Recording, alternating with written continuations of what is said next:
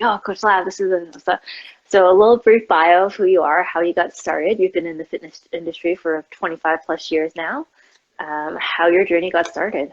Oh my goodness. We only have, a certain amount of time. Sunny says, hello. Yeah. Nice. Wow. Let me see. I say over 25 years in the industry. Mm. I'm actually cresting 30. Oh, I wow. know that sounds so strange, but I'm proud to say I'm going to be 50 this year, and I have had the pleasure and the privilege of Hmm. spending 30 years in the industry, and that was kind of born out of the love for sports. I was telling Hmm. somebody this story yesterday that it's that time of year where a lot of people's children are accepting offers to universities and colleges and trying to Yeah. decide what they want to do with their lives Hmm. at such a tender age. And I had a parent who was very frustrated with their child was changing their mind at the 11th hour. Yeah. And I just shared the story that 2 weeks before I was to enter the nursing program at Loyalist College and then subsequently Brock University, I decided that I wanted to be on the proactive side of health and Hmm. not the reactive side. So, dialing 30 years ago, I made the decision to commit to more fitness and health promotion. Hmm. Um, and, that started quite quickly into a career in fitness clubs prior to GoodLife. And I know a lot of people think I've been with GoodLife my entire career, but I did have a life before GoodLife too.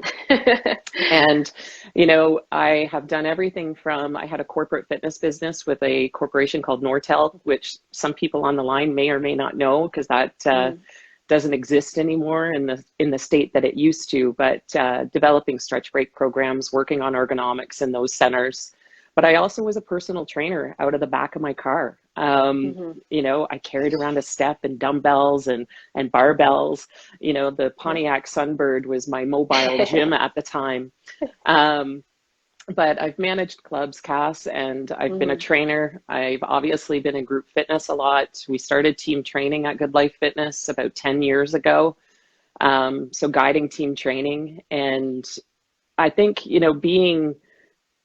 for me, even 30 years in, I think I've shown evidence that it's important to keep my feet on the ground, whether Hmm. it's still teaching classes or coaching or constantly educating myself and just indulging in that, perpetual growth motion has been Yeah. significant.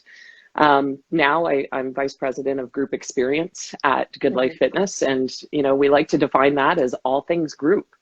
Um, but the key to that is it doesn't make things necessarily different from, say, personal training or group fitness. We're all in the purpose of changing lives and Hmm. just helping people, feel better about themselves and move better, pain free. Sometimes we Yeah. do it one on one, sometimes we do it in a group.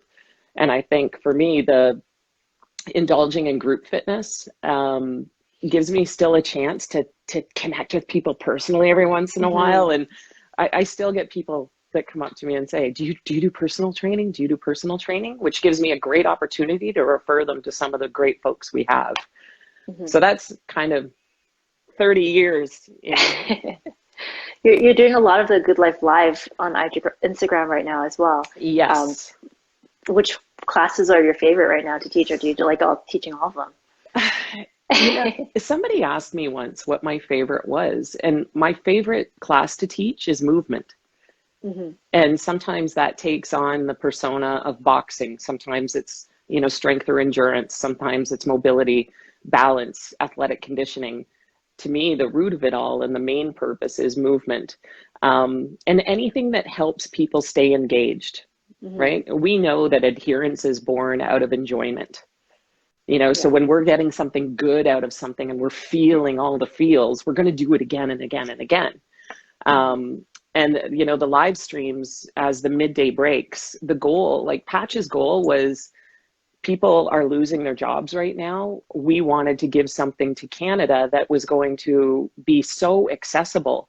And the cool thing that I've noticed is that, our digital world right now removes those borders. It Hmm. removes the barriers and the restrictions of the bricks and mortar and just opens it up globally. Like, I've connected with people all over the world.